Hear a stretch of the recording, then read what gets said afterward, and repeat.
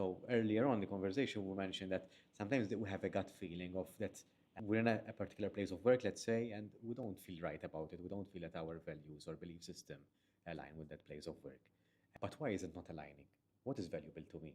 I can only feel it, but can I understand it logically? Yes. So now we're trying to understand our emotions and why things are valuable to us. And if we're not used to reflecting on and sometimes do self talk about what we think about this, why it is valuable to us, and asking the right questions, we might find that a little bit difficult. So what you mentioned, I encounter it in my coaching sessions rather than in parenting.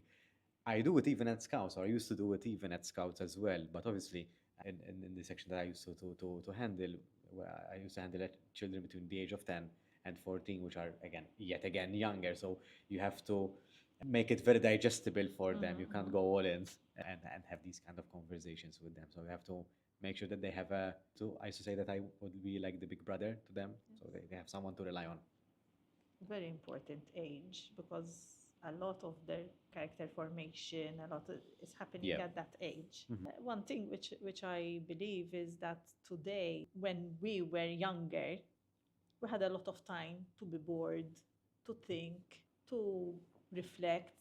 We didn't know that we were reflecting, but we had the time to do it. Yes. Because most of our time wasn't filled up, or we were walking somewhere, for example, or nowadays, with all the positive aspects of social media, it is a concern that it takes a lot of their time, and they are constantly being bombarded with information, surfing, and very often I wonder whether they have the time or they make the time to think. But I see this even in adults. So I think we are all victim to this. So the younger ones might not have had the opportunity to develop certain skills, or they haven't grew up in a. But I see adults who are older than myself who have forgotten all about these kind of boredom days or the days where I have nothing to think about and to simply do nothing just to be creative.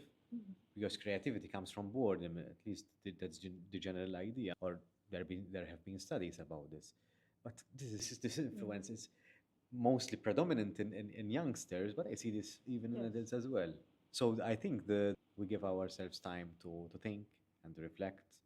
I think that is invaluable, that we allow ourselves to detach a little bit and to find ourselves. To get in touch, to understand, because I believe that who you are, especially at a certain age, is there then. You need to be in touch to see sort of how you're going to take this person forward, what resonates with who you are, whether there are any whether there's any fine tuning which you'd like to make, because that is what helps you to continue to grow. So yes, how much our youngsters have that. What I see as well is something that we did discuss as well in our off camera or off mic, is the fear that the youngsters have in order to try new things. I was thinking of that exactly. So, in sync. In podcast, there is this kind of space where when even though there are other people in the room, you feel that you are in the zone. Then Yes. after, usually it happens after around 25 minutes. We've been going for a little bit longer than that, I believe. Usually it happens.